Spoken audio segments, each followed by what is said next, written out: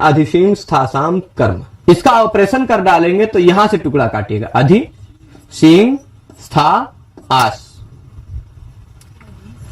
अधि शीं स्था आस, ठीक है, अधिशीं स्थासाम कर्म चलेगा। तो यहां देखिएगा अधि उपसर्ग से युक्त सिंह धातु हो, स्था धातु हो, आस धातु हो, उनके आधार की कर्म संज्ञा होगी। ठीक, ये वही बात हो गई, किसी ने पूरी रामायण सुना दी, फिर रामायण सुनाने के बाद किसी ने कहा रावण क्या थी, रावण महाराज रावण कौन थी, ऐसा किसी ने प्रश्न पूछ लिया। तो वैसे अभी मैंने उक्त और अनुक्त इतने बढ़िया से बताया, फिर कोई कहेगा उक्त क्या है आप बाद में जुड़ेंगे तो नहीं समझ में आएगा। उक्त को मैंने अभी लगभग 20-25 मिनट में बहुत बढ़िया समझाया, ठीक है। तो उसको देख लीजिएगा, वीडियो को फिर से देख लीजिएगा, इसके लिंक को सेव करके रख लीजिए, काम आएगा। अधिशीं स्थासाम कर्म, इसको पकड़ते हैं। अधि उपसर्ग से युक्त सिंह धातु हो, स्था धातु हो और आस धातु। देखिए एक ही उपसर्ग कहा गया है, उपसर्ग कौन सा, अधि। अधि उपसर्ग 22 उपसर्गों में से एक है, आप गिनेंगे तो मिल जाएगा ना। प्रपरा अपसम अनुओ निस्निर दुर्वी यांगनी अधि, अधि लिख गया वहां। तो अधि उपसर्ग हो, उसके बाद शींग धातु हो अथवा स्था धातु हो अथवा आस धातु। ये 3 धातु बता रहे हैं, खाली 3 धातु। ये 3 धातु हो किसके बाद, अधि उपसर्ग के बाद, तो उनके आधार की कर्म संज्ञा होती है। आप अगर आपके पास यदि अष्टाध्यायी हो या सिद्धांत कौमुदी हो या व्याकरण की कोई भी किताब हो जिसमें सूत्र के बाद ये एड्रेस लिखा रहता है, तो उस पुस्तक में आप देखकर एक बात कंफर्म कर लेंगे। एक सूत्र है आधारोधिकरणम। कौन सा सूत्र है, आधारोधिकरणम, ठीक है। इस सूत्र का एड्रेस मैं बता दूं तो इस सूत्र का अष्टाध्यायी में एड्रेस है 1.4.45। आप देख के कंफर्म कर लीजिएगा अपनी पुस्तक में, 1.4.45। अच्छा, ये बताना क्यों जरूरी है, ये बताना इसलिए जरूरी है क्योंकि व्याकरण में पाणिनि जी पूरी बात नहीं लिखते, कुछ बातें आपको पिछले वाक्यों से ले लेनी है। जैसे अभी मैं ही पढ़ा रहा हूं, तो मैं पढ़ा रहा हूं, मेरे पढ़ाए हुए बात को आप सुने, एक वाक्य नहीं सुने, फिर अगला वाक्य बोला तो कैसे समझ जाएंगे वो। तो वैसे ये सारे सूत्र जो है ना, ये पाणिनि जी के वाक्य हैं। सूत्र क्या है, वाक्य है। तो मान लीजिए अधिशीं स्थासाम कर्म एक वाक्य है। इस अधिशीं स्थासाम कर्म, इस वाक्य के अर्थ को समझना है यदि आपको, तो आपको उससे पहले क्या पाणिनि जी ने कहा ये भी देखना पड़ेगा, है ना, ये भी देखना ही पड़ेगा ना। तो अधिशीं स्थासाम आधारः कर्म, इससे तुरंत पहले देख लीजिए 46 नंबर सूत्र है, 45 नंबर सूत्र है, तुरंत पीछे सूत्र था। तो अधि उपसर्ग से युक्त शींग धातु का, स्था धातु का, आस धातु का जो आधार है वह कर्म होगा। जैसे मान लीजिए आधार क्या होता है आप जानते हैं, आधार कार्ड नहीं, ये आधार, ये आधार है, ठीक है। जैसे लेखनी का आधार मेरा हाथ हो गया, मेरा आधार पृथ्वी हो गई, ठीक है। तो जैसे इस लिखने का आधार ये बोर्ड है, ठीक है। तो ऐसे ही आधार जो है अधि उपसर्ग से युक्त शींग धातु, स्था धातु और आस धातु के प्रयोग में उनका जो आधार है वह कर्म है, ठीक है। क्या कर्म है, आधार कर्म है। अब देख लीजिए जैसे अधिशेते प्रयोग किया है, अधिशेते, अधिशेते मतलब वैकुंठ में सोते हैं, ठीक, अधिष्ठित होकर सो रहे हैं। अब यहां पर अधिशेते में अधि उपसर्ग है ना, अधि उपसर्ग से युक्त ही शी धातु है ना, दोनों होना चाहिए। केवल शिंग धातु हो तो भी नहीं काम चलेगा, केवल अधि होगा तो भी काम नहीं चलेगा, दोनों होना चाहिए। अधि उपसर्ग भी है, शिंग धातु भी है, दोनों बातें हैं। तो इनका कौन है, कहा अधिशेते। अधिशेते में ता प्रत्यय, जो ता प्रत्यय आत्मनेपद का प्रथम पुरुष एक वचन लगा है, वह प्रत्यय का अर्थ होता है कर्ता, ठीक है। तो इस त प्रत्यय के द्वारा उक्त होगा कर्ता। कह अधिशेते, कौन सोता है? हरि। प्रत्यय के द्वारा कर्ता उक्त हुआ, कर्ता में हमने प्रथमा विभक्ति लगा ली, हरि अधिशेते, हरि अधिशेते। पर अब हरि के अधिशयन का आधार क्या है? आधार आपको सिंपल पता है कि हरि के अधिशयन का आधार है वैकुंठ। यह क्या कहता है? अधि उपसर्ग से युक्त सिंह धातु का जो आधार होगा, यानी अधिशयन का जो आधार होगा वैकुंठ, वो कर्म होगा। तब वैकुंठ कर्म हो गया ना, कर्म हो गया। प्रत्यय अधिशेते में त प्रत्यय उसके द्वारा उक्त है कर्ता, कर्म तो अनुक्त है ना, इसलिए कर्म में कर्मणि द्वितीया से द्वितीया विभक्ति लगाए। द्वितीया विभक्ति लगाने के लिए यह सूत्र नहीं है। यह सूत्र किस लिए है? यह सूत्र बताता है आपको कि अधि उपसर्ग से युक्त जो सिंह धातु है उसके आधार की, यानी वैकुंठ की कर्म संज्ञा है, उसको कर्म कहा जाएगा। अगर कर्म ना कहा जाता तो आधार है, यानी आधारोधिकरणम जी कहते कि भाई ये तो अधिकरण है। अधिकरण है यानी सप्तमी विभक्ति लगती है। ये मान लीजिए यदि अधि उपसर्ग से युक्त सिंह धातु ना होता, केवल सिंह धातु होता, तो हरि ही वैकुंठे शेते, तो अधि वैकुंठ की आधार संज्ञा, आधार की कर्म संज्ञा नहीं होती, तो क्या होता? अधिकरण संज्ञा होती। और प्रत्यय के द्वारा कर्ता ही उक्त है, कर्ता में प्रथमा लगती है, अधिकरण अनुक्त है, सप्तम में अधिकरण से सप्तमी लग जाती। हरि वैकुंठे शेते। एक एग्जाम्पल दिया है कि किसी कवि ने, हरि महोदधौ शेते, है ना, हर्ष नहीं, हरो क्या है, किसी ने, कवि ने ऐसी कल्पना की है कि शिव जी पर्वत पे सोते हैं। शिव जी कहां सोते हैं? कैलाश पर्वत पर। शिव हरो हिमालये शेते, हरो हिमालये शेते। हरा मतलब शिव जी हिमालय में सोते हैं, वहां हरह करता है, शेते मतलब सोते हैं, हिमालय कर्म अधिकरण है, आधार की अधिकरण संज्ञा ही हुई है। आधार क्या?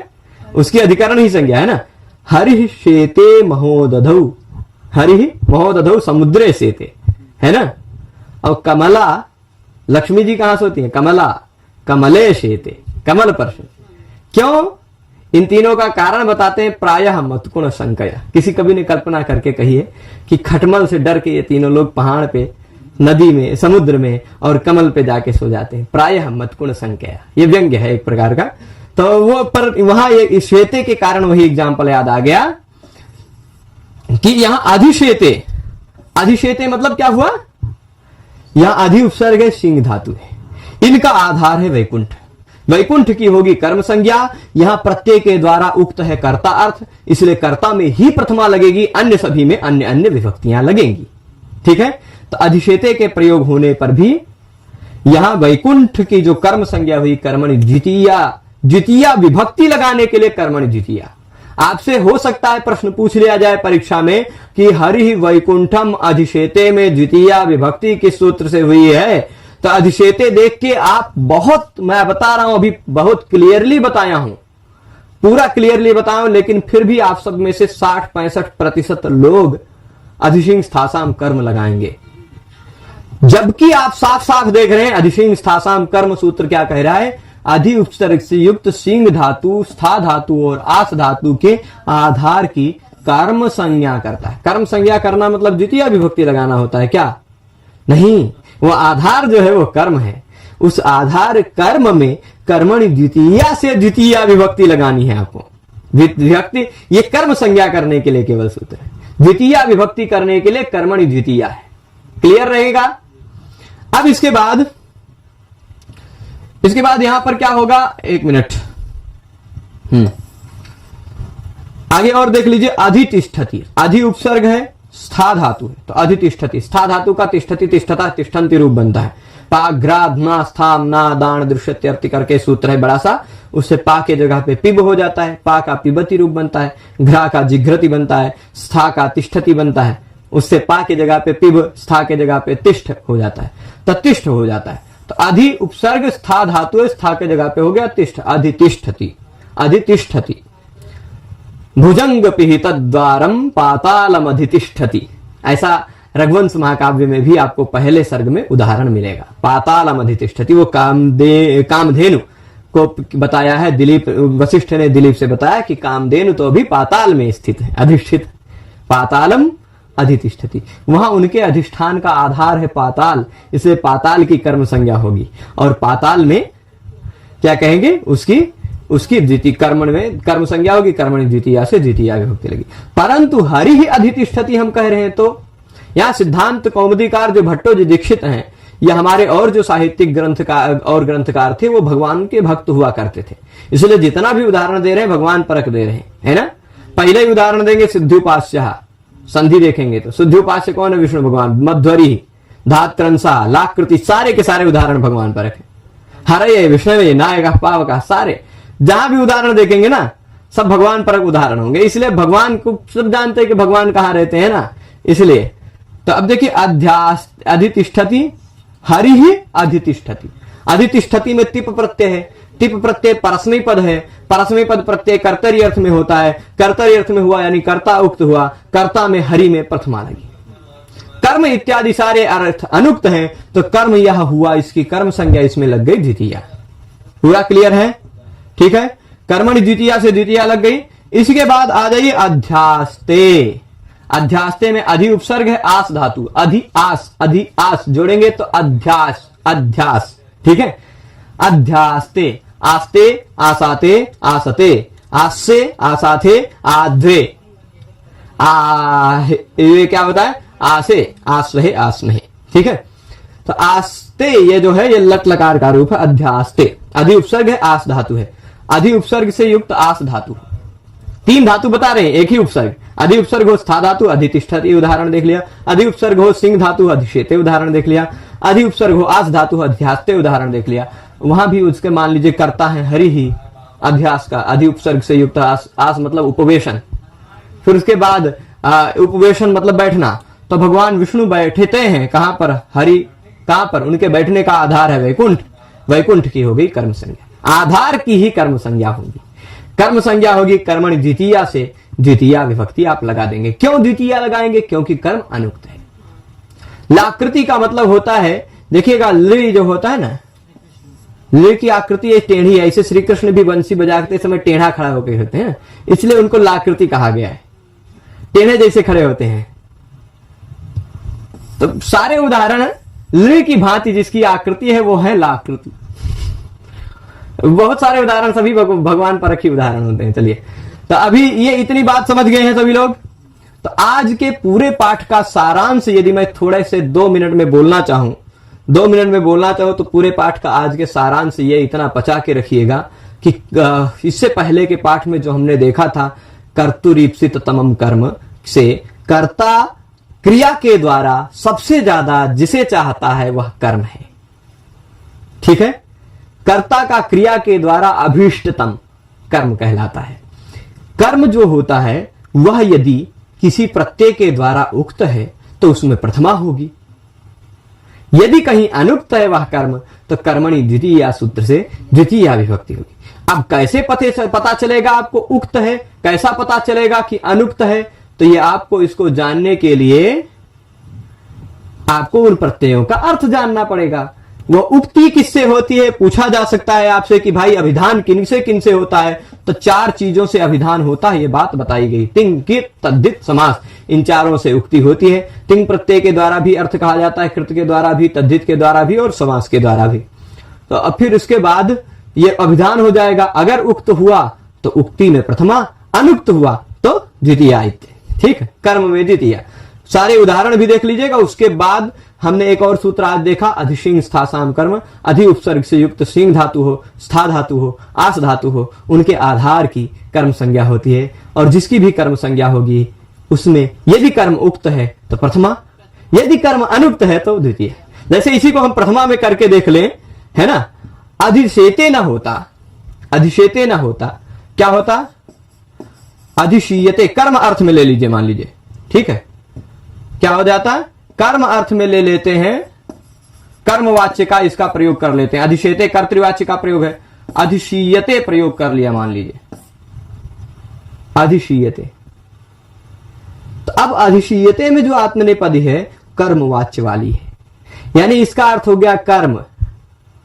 इसका आधार हो गया मान लीजिए वैकुंठ, तो आधार हो गया वैकुंठ, उसकी हुई कर्म संज्ञा, कर्म यहां उक्त है, कर्म में भी प्रथमा विभक्ति लगेगी, है ना। तो क्या होगा, अधिशूयते वैकुंठः, ठीक। और अब इसका अर्थ उक्त हुआ क्या, कर्म, कर्ता अर्थ थोड़े ना उक्त हुआ, कर्ता अर्थ तो अनुक्त हो गया। तो कर्ता जब उक्त रहता है तब प्रथमा होती है ना, अनुक्त होने पर कर्तृकर्णयोः तृतीया से तृतीया लग जाएगी, तो हरिणा, हरिणा वैकुंठः अधिशीयते, हरिणा वैकुंठः अधिष्ठीयते, अधिष्ठीयते स्थीयते बनता है ना, हरिणा वैकुंठः अध्यास्यते, ऐसा होगा, ठीक है। वैकुंठ यहां उक्त, उक्त होने पर प्रथमा होगी। ये थोड़ा सा आगे लेवल का विषय है, पर इतना न जाने तो भी कोई दिक्कत नहीं। यहां इतना आप जाने कि अधि उपसर्ग से युक्त सिंह धातु, स्था धातु, आश धातु का आधार कर्म कहलाता है। कर्म यहां इन सभी उदाहरणों में अधिशेते, अधितिष्ठति, अध्यास्ते में कर्ता अर्थ उक्त होने के कारण, कर्म अर्थ अनुक्त होने के कारण सभी जगह कर्मण द्वितीया से द्वितीया विभक्ति लग जाती है, ठीक है। तो आज के इस पाठ में इतना पे ही रोकेंगे। आप सभी लोग पूरे पाठ में जुड़े रहे, उसके लिए आप सभी को बहुत बहुत धन्यवाद।